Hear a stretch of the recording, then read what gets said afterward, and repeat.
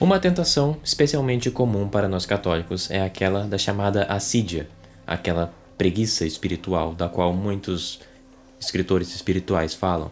Muitos acreditam que a prática da virtude é extremamente difícil, porque ela envolveria a necessidade de escolher inúmeras vezes o mesmo bem e resistir inúmeras vezes à mesma tentação. Existe, ao contrário, uma boa consolação a respeito da dificuldade ou facilidade dela, que é o fator do hábito. Fazer o bem, resistir ao pecado, ou fazer o mal, praticar o pecado, muitas vezes não tem muito a ver com escolher repetitivamente a mesma coisa, gastando a sua força de vontade, que muitas vezes é considerada esgotável, como um recurso que se esvazia quanto mais você a usa. Muitas vezes temos essa impressão de que a nossa vontade, quanto mais ela resiste a alguma tentação, mais enfraquecida ela fica.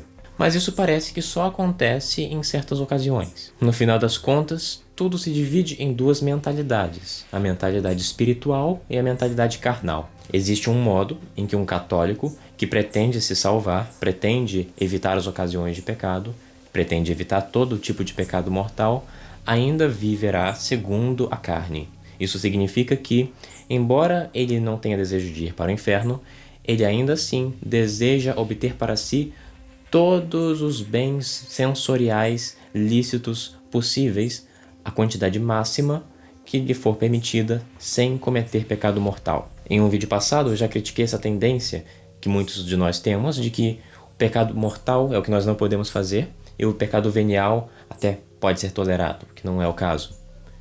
O pecado venial também ofende a Deus, embora não seja gravemente, mas todo pecado venial ofende a Deus. Ora, muitas vezes nós temos essa tendência de querer, portanto, sabendo que algo não seja necessariamente pecado mortal, ou talvez possa nem ser um pecado venial, nós vamos abusar das diversões dos sentidos ao máximo, a máxima intensidade possível, sem pecar, segundo o nosso juízo subjetivo das situações em que nós nos encontramos.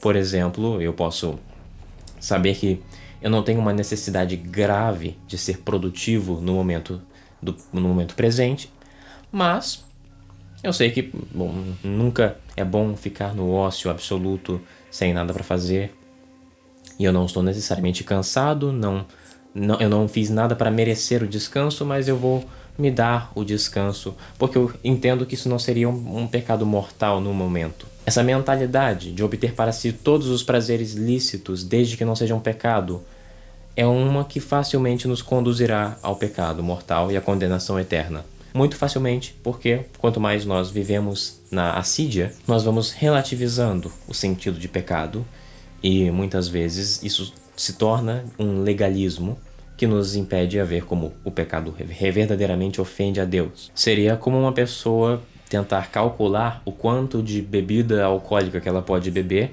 para ela conseguir tomar o máximo possível sem ficar explicitamente e praticamente, talvez formalmente embriagada, para não considerar que ela cometeu um pecado mortal. E assim ela vai beber o máximo que ela pode para aproveitar o máximo desse prazer lícito que tecnicamente não vai ser contado para a condenação eterna dela. Ou talvez uma pessoa que está num banquete e ela quer comer o máximo possível sem incorrer num ato grave de gula. Ou um outro exemplo de preguiça, que no caso, eu diria que a assídia é uma forma sobrenatural do vício da preguiça, que trata-se, eu imagino, de um tipo de vício natural, que é uma situação em que você está acordando e você sabe que não seria um pecado grave você continuar na cama um pouquinho. Você sabe que você não vai ser demitido do seu trabalho, então você adia 5 minutos, depois mais 5, depois mais 5. E no final você sabe que você não está pecando gravemente e por causa disso você continua. E aí, até que ponto isso se qualificaria num pecado ao menos venial? Eu diria que isso já confeccionou um pecado venial, mas nós precisamos reconhecer que o pecado venial ofende a Deus e nos dispõe para o pecado mortal. Mas no começo eu falei de uma certa consolação, que é a consolação do hábito. Nós, frequentemente, vivemos constantemente nessa mentalidade da carne, na qual nós vamos seguindo com a vida, fazendo o mínimo das nossas obrigações religiosas necessárias, evitando aqueles males que nós sabemos que são graves, tentando viver à margem da moralidade. Nós vamos praticar o máximo das diversões, entretenimentos e distrações possível, sem cometer um pecado grave, onde o que nos rege não é o amor a Deus necessariamente, mas o medo do inferno. É muito fácil uma pessoa assim condenar-se pelo simples fato de que no dia que ela cometer um pecado mortal e por acaso acabar tendo que morrer sem a confissão, muitas pessoas tratam o ato de contrição perfeita, aquela fórmula de oração, de forma supersticiosa. Muitos acreditam que a contrição perfeita trata-se de fazer a oração do ato de contrição perfeita. Todo ato de contrição geralmente inclui as condições necessárias na letra da oração para ser uma contrição perfeita. Para quem não sabe, contrição e atrição são coisas diferentes. A atrição, ou contrição imperfeita, é aquele arrependimento que se dá pelo medo do inferno. A contrição perfeita é aquele arrependimento que nós temos por amor a Deus. O erro do qual eu falo é que muitas pessoas irão rezar este ato de contrição perfeita, repetindo palavra por palavra, como se isto lhe causasse na sua alma, no interior do seu espírito, essa moção, esse movimento de arrependimento sobrenatural por amor a Deus, e não por medo dos castigos do inferno. É claro que é impossível para qualquer pessoa que acredita na realidade do inferno não temê-lo e não querer ir para o inferno, ou temer o pecado por causa dele. Mas, para a contrição perfeita, o amor a Deus deve ser o principal, primário motivador do seu arrependimento. Em luz disto, eu consigo lembrar a história que o padre Paulo Ricardo contou em um vídeo bem antigo a respeito dele não querer ser bispo. Ele disse que há muito tempo atrás, quando ele era um padre bem mais jovem, ele era muito mundano e tinha a ambição de fazer carreira na igreja, querendo até ser bispo. Eventualmente ele esteve numa situação em que um avião que ele tinha pego estava em uma grave turbulência e parecia que ia cair. Então ele deu uma absolvição geral para as pessoas, os passageiros do avião.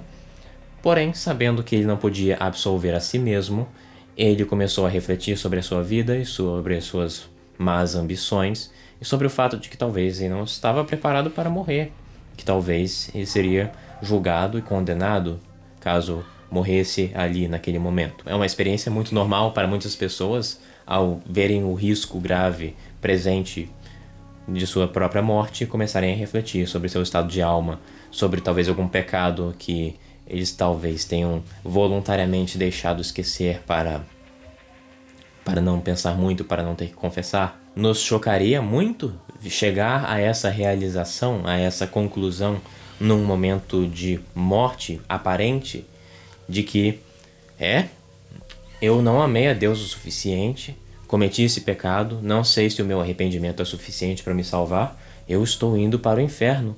E não há nada que eu possa fazer de mim mesmo para ter um ato de vontade, de arrependimento que valha diante de Deus para me salvar no juízo. Até porque a graça da contrição perfeita é uma graça, ela não é uma coisa que nós possamos nos esforçar ou simplesmente conseguir rezando bastante. Ou por uma oração específica cujas cláusulas dentro da oração, cujas palavras indicam a contrição perfeita, o que não significa de modo algum que nós, ao rezarmos, teremos essa disposição interna. Pode ser desesperador. É óbvio que a solução não é se desesperar, é claro. Devemos pedir misericórdia, nos arrepender, tentar nos esforçar o máximo possível, mas não há garantia de que isso vá funcionar. Apenas esperança. Esperança na misericórdia, mas não uma garantia. Porque todo tipo de garantia de uma misericórdia e de um perdão extraordinário nos leva à presunção. Então não presumamos nada. Não contemos com nenhuma graça especial, porque tal vida, tal morte. Daqui fica muito claro que uma pessoa que tem uma grande assídia poderia facilmente chegar à sua perdição no momento em que ela precisar depender de uma contrição perfeita devido à falta do sacramento da confissão para se salvar. Mediante a sua morte, ela não tem um padre para se confessar, ela vai depender de uma contrição perfeita, Como que ela vai ter uma contrição perfeita? Se tal vida, tal morte. Se ela viveu sua vida inteira evitando o pecado apenas pelo medo do castigo e se entregando a todo tipo de entretenimento dos sentidos que lhe fosse lícito, a máxima intensidade, praticando apenas o mínimo do mínimo para não ir para o inferno, como que ela vai se arrepender de um pecado mortal que talvez ela tenha cometido sem se confessar por amor a Deus? É praticamente impossível. Então isso nos choca. Isto é uma realidade que nos deve impor um medo de não só cometer o pecado mortal, mas também o venial, o qual nos dispõe ao mortal. Porém, como eu disse, existe a consolação do hábito. O que é o hábito? É simplesmente o fato de que nós, ao praticarmos a virtude, eventualmente, consistentemente, vamos tendo uma facilidade de vontade a praticar a virtude e evitar o pecado. Isto é, aquela sabedoria já bem antiga, de que no início tudo parece mais difícil e ao longo do tempo as coisas vão ficando mais fáceis. Esta é uma verdadeira consolação para nós que queremos buscar a Deus. Porém, antes de entrar no hábito da virtude, é necessário mudar de mentalidade.